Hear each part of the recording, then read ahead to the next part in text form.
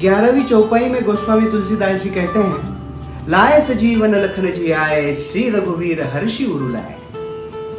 जब रामचंद्र जी की सेना और रावण की सेना का युद्ध चल रहा था तो दोनों ओर से घनघोर आघात हो रहे थे। और एक दिन जब मेघनाथ अर्थात इंद्रजीत युद्ध करने के लिए आए, तब इंद्रजीत के युद्ध कौशल्य से सारी वानर सेना हतप्रद रह गई। लक्ष्मण जी आकर इंद्रजीत के साथ युद्ध कर रहे थे, लेकिन इंद्रजीत का युद्ध कौशल्य इतना विशाल था, वो कभी अदृश्य होकर युद्ध करता, कभी आसमान में चला जाता। फिर इंद्रजीत ने लक्ष्मण पर इतना घनघोर प्रहार किया शक्ति अस्त्र के द्वारा और लक्ष्मण मूर्छित हो गए, मानो अभी गत प्राण होने वाले हैं। जब इस बात को सारी वानर सेना ने जाना, तब सब इधर उधर भागने लगे, चिंतित होने लगे। जांबुवन जी वहां पर आए और उन्होंने देखा कि लक्ष्मण जी मूर्छित हैं। उन्होंने पहला प्रश्न पूछा, हनुमान जी का है? और जब उन्हें पता चला कि हनुमान जीवित है, तब उन्हें लगा कि अभी चिंता की कोई बात नहीं। उन्होंने हनुमान जी को बुलाया और कहा कि लक्ष्मण को जो मूर्छा आई है उससे उन्हें पुनः जीवित करने के लिए कुछ वनौषधि की आवश्यकता है, और वो वनौषधियां केवल हिमालय में पाई जाती है। प्रमुखतः 4 औषधियां हैं। एक है मृत संजीवनी, जो किसी भी मृत व्यक्ति को पुनः जीवित कर सकती है। दूसरी औषधि है शैलकारिणी, जो किसी भी जख्म को पुनः भर सकती है।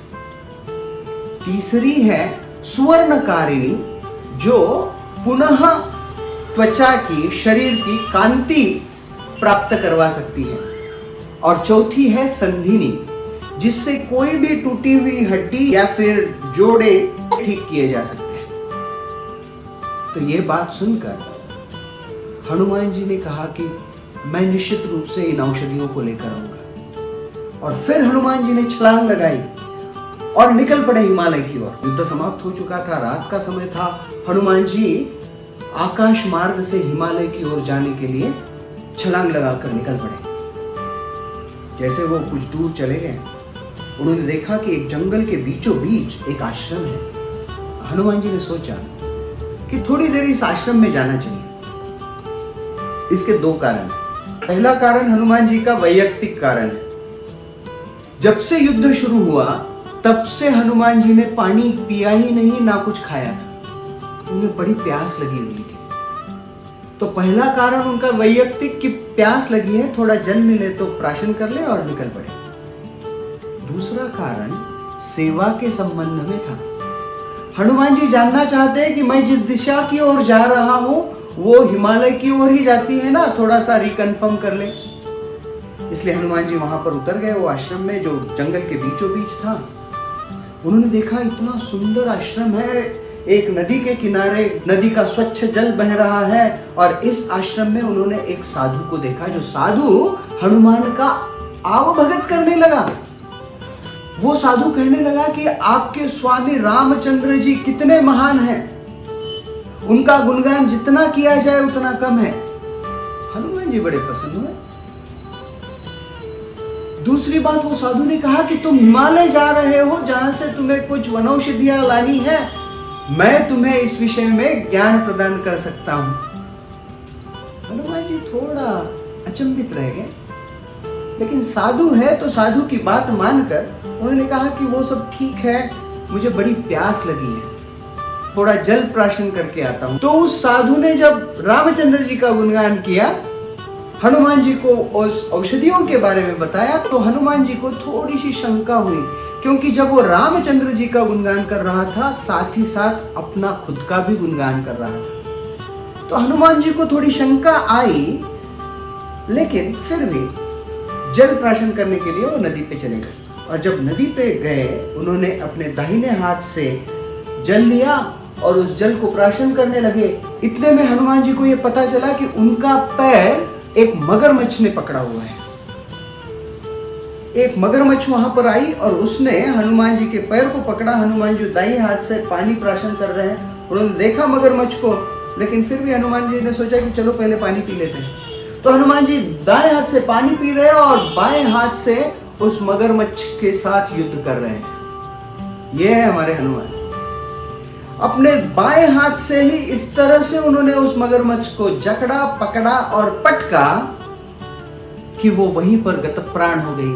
और जैसे वो मगरमच्छ गतप्राण हुई, वहां से उसके पार्थिव शरीर से एक अप्सरा प्रकट हुई और उस अप्सरा ने हनुमान जी को बताया कि एक शाप के कारण मैं मगरमच्छ बनी हुई थी, लेकिन आपने मुझे उस शाप से मुक्त कर दिया। अभी मैं आपको एक बड़ी महत्वपूर्ण बात बताती हूं कि ये जो साधु है, ये साधु नहीं है, रावण के द्वारा भेजा हुआ राक्षस कालनेमी है, जो आपको हिमालय जाने से रोक रहा है। हनुमान जी को तो पहले ही संदेह हुआ था। हनुमान जी ने उन्हें प्रणाम किया और फिर साधु के पास आए और जैसे वो साधु कुछ कहने लगा, हनुमान जी ने एक मुक्का लगाया और हनुमान जी के एक ही मुक्के से कालनेमी वहां पर गतप्राण हो गए। हनुमान जी ने फिर से छलांग लगाई और हिमालय की ओर निकल पड़े। वहां पर गए। हनुमान जी मृत संजीवनी, सुवर्णकारिणी, शैलकारिणी और संदिनी, इनमें ढूंढ रहे ये वनौषधियां कहां पर है। लेकिन वहां पर इतनी सारी वनौषधियां थी, इतने सारे पुष्प थे, इतने सारे वृक्ष थे। तो हनुमान जी थोड़ा भ्रमित होने लगे कि मैं कौन सी औषधि कैसे ढूंढूं। तब उन्होंने निर्धारित किया, क्यों ना मैं इस पहाड़ को ही ले चलूं। और फिर हनुमान जी ने उस द्रोणाचल पर्वत को उठाया और अपने हाथ पर लेकर दक्षिण की ओर प्रस्थान किया। और जब हनुमान जी हिमालय से दक्षिण भारत लंका की ओर जा रहे थे, बीच में भरत नंदीग्राम में जो अयोध्या का राज चला रहे थे, उस राजगद्दी पर ना बैठकर वहां पर उन्होंने रामचंद्र जी की पादुकाओं को रखा था। उन्होंने देखा कि कोई तो भी एक विशाल जीव किसी पर्वत को लेकर जा रहा है। ये मेरे भैया रामचंद्र जी पर कोई संकट तो नहीं है। भरत ने एक बड़ा ही शक्तिशाली बाण चलाया और वो बाण जाकर हनुमान जी की छाती पर लगा। हनुमान जी वहां पर उस पर्वत के साथ नीचे आकर गिरने लगे। और जब हनुमान जी नीचे आ रहे थे तो उनके मुख से केवल राम नाम निकल रहा था। जब उस राम नाम को भरत ने सुना, तब भरत सोच रहा है कि ये तो मेरे भैया प्रभु रामचंद्र जी का भक्त लग रहा है। तब भरत और हनुमान के बीच संवाद हुआ। रामचंद्र जी के बारे में उसे पता चला और जैसे पता चला कि लक्ष्मण जी को मूर्छित अवस्था प्राप्त हुई है, भरत हनुमान जी को लेकर माता सुमित्रा के पास चले गए। क्योंकि भरत सुमित्रा माता को किस मुंह से कुछ कहते, उन्होंने हनुमान जी को अपने साथ ले लिया। और जब हनुमान जी माता सुमित्रा के पास गए और उन्हें पता चला कि उनका प्रिय पुत्र लक्ष्मण मूर्छित अवस्था में है, माता सुमित्रा ने कहा, हे हनुमान,